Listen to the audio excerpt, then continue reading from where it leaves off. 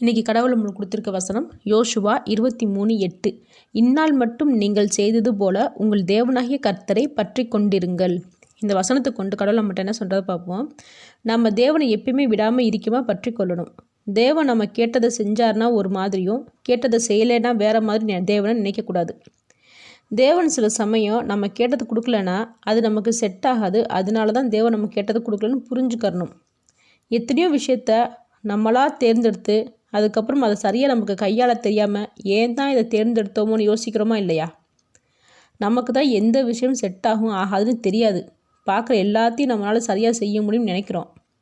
ஏன்னா நாம் நம்மளை அவ்வளோ தூரத்துக்கு நம்புகிறோம். நம்மளை இவ்வளோ நம்புகிறோமே, தேவன் நம்ம கேட்டதை கொடுத்தாலும் சரி கொடுக்கலைனாலும் சரி எதுனாலும் தேவன் நமக்கு நல்லதுக்கு தான் செய்வார்னு நம்பிக்கை வைக்கிறோமா?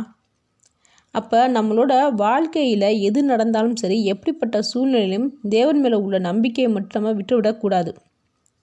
நம்ம ஒவ்வொருத்தர்கிட்டையும் தேவன் எதிர்பார்க்குறது அன்பு, நம்பிக்கை, கீழ்ப்படுகிறது.